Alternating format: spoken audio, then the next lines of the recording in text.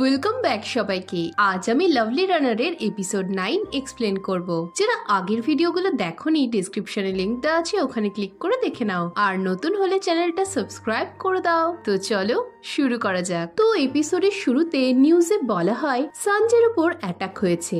Kim ইয়নসু নামের এক অপরাধী যে 2009 সালে জেলে গিয়েছিল, সে মাস্টার কার্ড দিয়ে সানজের হোটেল রুম খুলে তার উপর অ্যাটাক করেছে। এই দেখে ইমসোল বুঝতে পারে না কিম ইয়নসু সানজেকে কেন মারতে চাইবে। পরের দিনে সে হসপিটালে গেলে গেন্ডাককে দেখে কাঁদতে শুরু করে। তার মনে পড়ে যে সে আবারও পাস্টে ফিরতে পারবে, তাই সে অনলাইনে সানজের ঘড়ি সার্চ করে কিন্তু পায় না। এরপর সে সানজের বাড়ি গিয়ে তন্ন তন্ন করে ঘড়িটা খুঁজতে থাকে, কিন্তু সেখানেও সে পায় না। এই সময় বেক তাকে এইসবের কারণ জিজ্ঞেস করলে ইমসোল তার কাছে সানজের ঘড়িটা কোথায় জানতে চায়। এদিকে বেক বলে ইমসোলের জন্যই সানজের উপর অ্যাটাক হয়েছে, কিন্তু ইমসোল তা বলতে থাকে সে ঘড়িটা পেলেই সানজেকে বাঁচাতে পারবে। এই বলে সে আবারও ঘড়ির খোঁজ করতে থাকলে বেক জানায় ঘড়িটা হারিয়ে গেছে। সানজে অনেক খোঁজার চেষ্টা করেও সে আর পায়নি। এই শুনে ইমসোল হতাশ হয়ে কাঁদতে শুরু করে। পরের দিনে সে বাড়ি এলে নিউজে শুনতে পায় যে 2009-এ সানজে কিম ইয়নসুর অপরাধের উইটনেস ছিল, আর সেই পুলিশের কাছে কিম ইয়নসুকে ধরিয়ে দেয়। এই শুনে ইমসোল বোঝে যে তার কিডন্যাপের পর কিম ইয়নসু অ্যারেস্ট হয়নি। সে তার মাকে জানতে চায় সে কি 2009 কিডন্যাপ হয়েছিল। এতে তার মা হ্যাঁ বললে ইমসোল বোঝে যে ফিউচারে আবার আসার জন্যই সে তখন থানায় রিপোর্ট করেনি। আর এর ফলে 2009-এ কিম ইয়নসু আবারও তার কাছে আসলে সানজে তাকে বাঁচায়। পরদিন ইমসোল তেসাংয়ের বাবা ডিটেকটিভ কিমের সাথে দেখা করলে ডিটেকটিভ কিম তাকে 2009-এর কেস রিপোর্ট দেয়। ইমসোল জানতে পারে যে 10ই মে 2009 সানজে রাস্তায় ইমসোলের জিনিসপত্র পড়ে থাকতে দেখে ও তার চিৎকার শুনতে পেয়ে পুলিশকে কল করে। এরপর সানজে চারিধার খুঁজতে খুঁজতে একটা বিল্ডিং থেকে ইমসোলের ফোনের আওয়াজ শুনতে পেয়ে সেখানে গেলে সে ইমসোলকে দেখতে পায়। এই সময় কিম ইয়নসু সেখানে সানজেকে দেখে পালাতে গেলে সানজে তার পিছু করে। তাদের মধ্যে হাতাহাতিও হয়। এক পর্যায়ে কিম ইয়নসু সানজের গলা টিপে ধরলে সানজে তাকে ইট দিয়ে মেরে মাথা ফাটিয়ে দেয়। এই সময় ঘটনাস্থলে পুলিশ এসে পড়ে। এসব দেখে ইমসোল বোঝে সানজে, গুম ও বেক তাকে কোন অ্যাক্সিডেন্টের কথা বারবার বলে যাচ্ছিল। ইমসোলের মনে হয় তার জন্যই সানজের আজ এই অবস্থা। সে বাড়ি গিয়ে সমস্ত কেসটার মধ্যে কোনো ক্লু খুঁজতে থাকলে সে একটা পেপার দেখে ডিটেকটিভ কিমকে ফোন করে জানতে চায় যে ঘটনাস্থল থেকে যে জিনিসগুলো পাওয়া গেছে তা এখন কোথায় আছে। এতে ডিটেকটিভ কিম জানায় সেগুলো ইমসোলকে ফেরত দিয়ে দেওয়া হয়েছিল। এই শুনে ইমসোল তার গোটা বাড়িতে সানজের ঘড়িটা পাগলের মতো খুঁজতে থাকলে তার ঠাকুমা এসে বলে সেটা যত্ন করে রেখেছে। ইমসোল ঠাকুমার হাতে ঘড়িটা দেখে সে অনেক খুশি হয়। এরপর রাতে সে সানজের কাছে এসে তার কাছে ক্ষমা চেয়ে বলে এসব তার জন্যই হয়েছে, তাই এবার সে সব ঠিক করবেই। এই বলে সে ঘড়ির দিকে তাকায়, আর 12টা বাজার সাথে ঘড়িটা ক্লিক করলে সে 2009-এ ইয়নসেও ইউনিভার্সিটিতে পৌঁছে যায়। সে নিজেকে একটা স্ট্যাচুর উপর দেখে বুঝতে পারে না সে ওখানে কি করে গেল। সে ওখান থেকে নামতে গেলে পা স্লিপ করে পড়ে যায় আর ভাবতে থাকে সে কি আসার সাথে সাথেই মরতে চলেছে।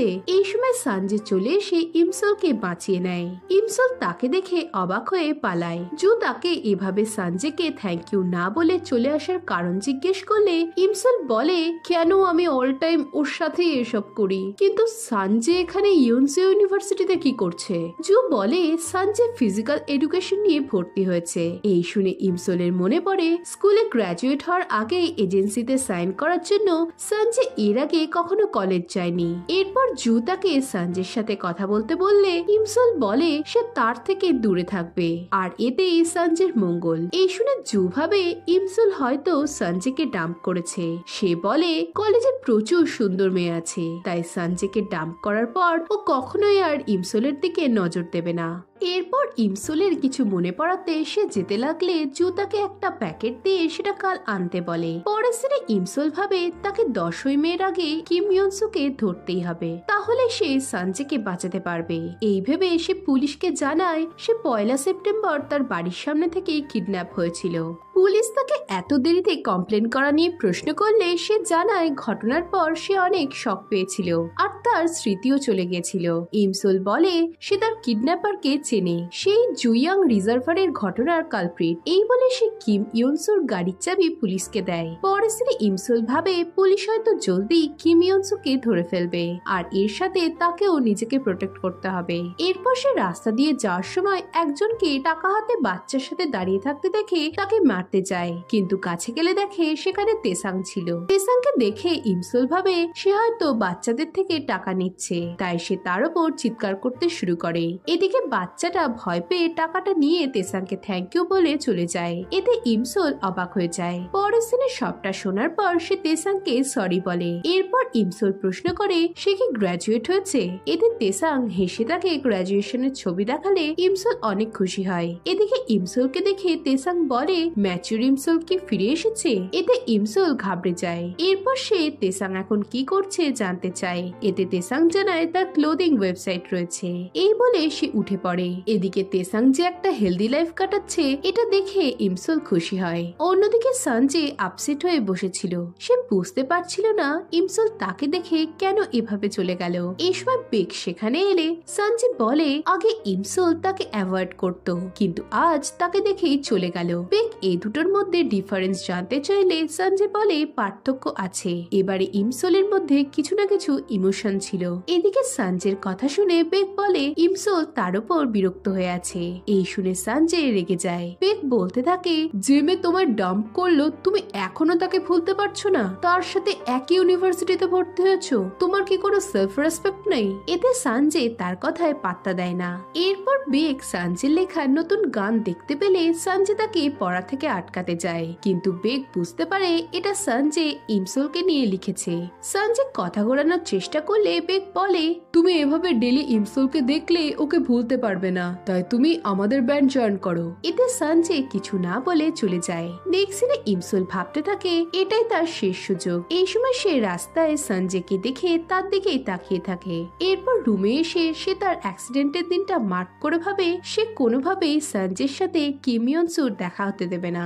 এই সময় গুম এসে ইমসুলকে তার স্ট্যাচুর ওপর বসে থাকা ছবিটা দেখিয়ে বলে সে এখন ইয়নসু ইউনিভার্সিটিতে অনেক পপুলার হয়ে গেছে।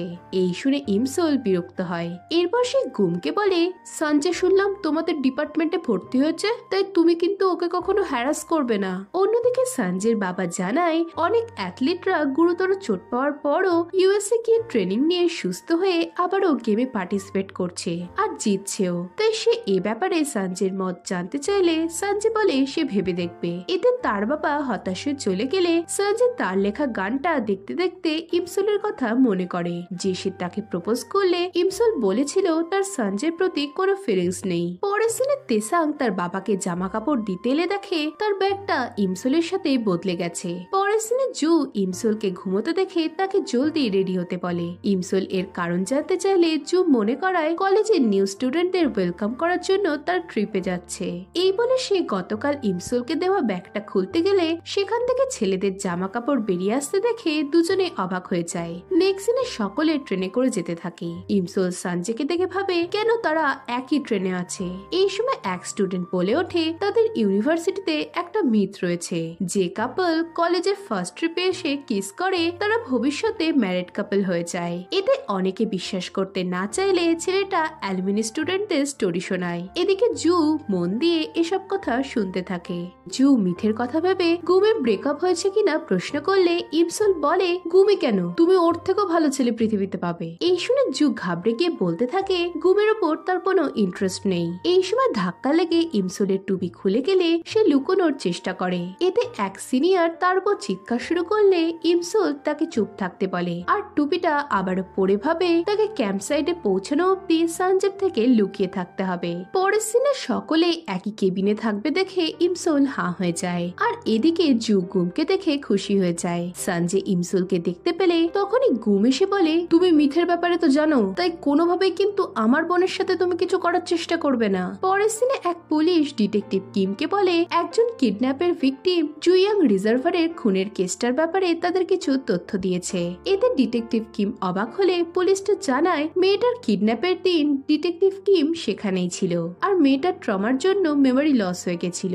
এই শুনে ডিটেকটিভ কিম ইমসোলের নাম দেখতে পেলে তার সেই দিনটার কথা মনে পড়ে যায়। পুলিশটা বলে ইমসোলের বয়ানের সাথে কিম ইয়নসুর বর্ণনা একদমই মিলে যাচ্ছে।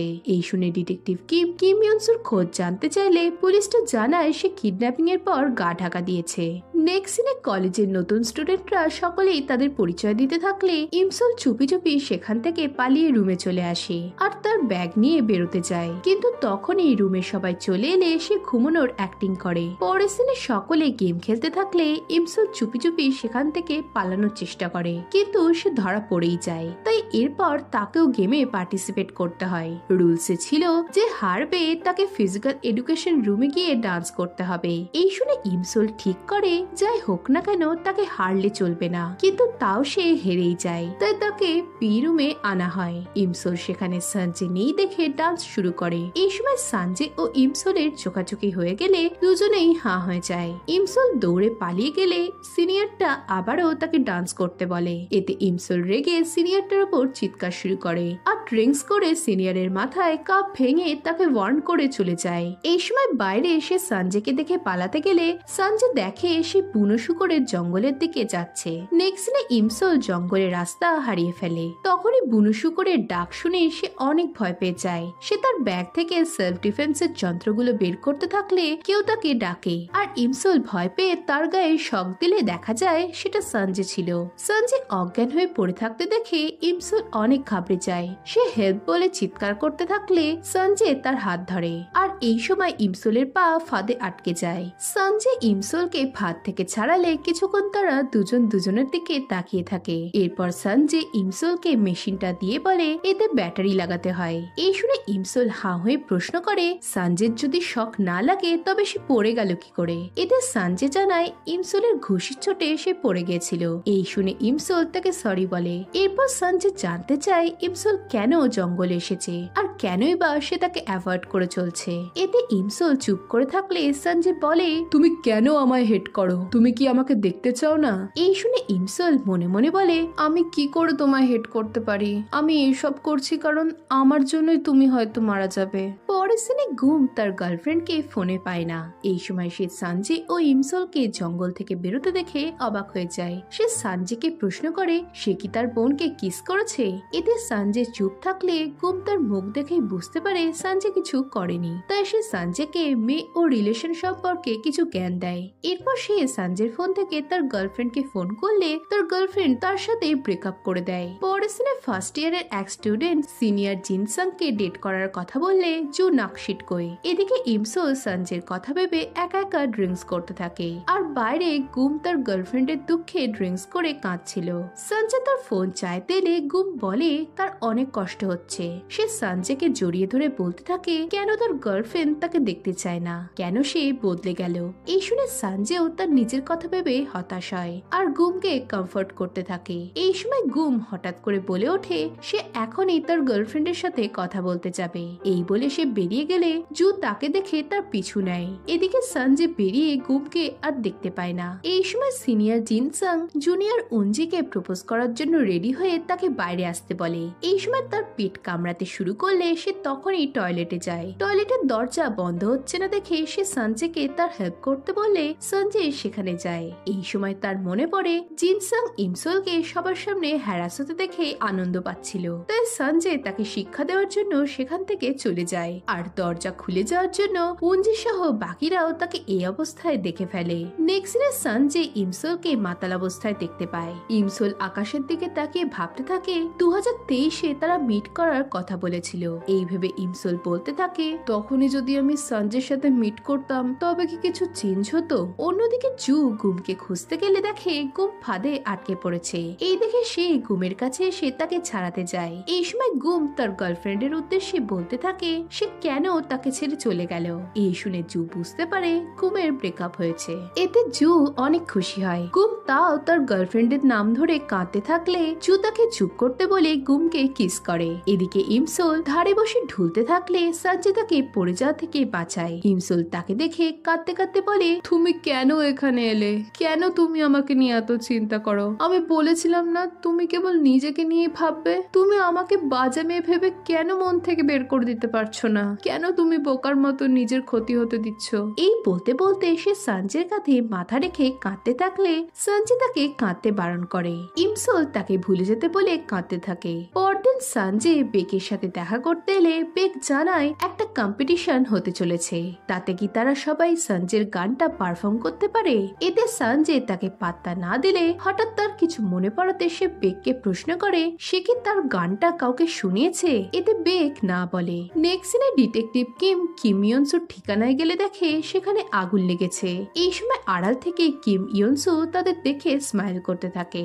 পরদিন পুলিশ আগুন লাগার খবরটা ইমসুলকে দিলে সে অবাক হয়ে যায়। তার মনে পড়ে এটা আগে হয়নি। পুলিশ কোনো এভিডেন্স উদ্ধার করতে পারেনি বললে ইমসুল অনেক ভয় পেয়ে যায়। নেক্সট দিনে সে হন্তদন্ত হয়ে বেরোতে গেলে সঞ্জয়ের সাথে তার দেখা হয়। সে চলে যেতে গেলে সঞ্জয় বলে, তুমি কি করে গানটা জানলে? আমি এখনো অব্দি বেক ছাড়া কাউকে গানটা শোনাইনি, তবে তুমি কি করে জানলে? এখানে পাস্টে দেখি ট্রিপে সঞ্জয় মাতাল ইমসুলকে নিয়ে যাওয়ার সময় ইমসুল সঞ্জয়ের গানটা গুনগুন করে গাইছিল।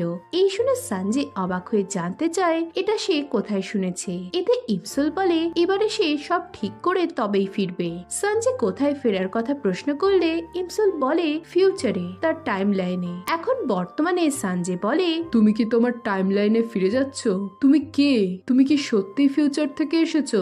এই শুনে ইমসুল অবাক হয়ে সঞ্জয়ের দিকে তাকিয়ে থাকে। এরপর একটা পাস্টের সিনে দেখি ট্রিপের রাতে সঞ্জয় মাতাল ইমসুলকে নিয়ে যাওয়ার সময় তাদের মধ্যে অ্যাক্সিডেন্টলি কিস হয়ে যায়। আর এর সাথে এপিসোড 9 এখানেই শেষ হয়ে যায়। এখন এরপর কি হবে জানতে হলে ভিডিওটাতে লাইক ও কমেন্ট করো, আর নতুন হলে চ্যানেলটা সাবস্ক্রাইব করে দাও। তো দেখা হচ্ছে নেক্সট ভিডিওতে। বাই।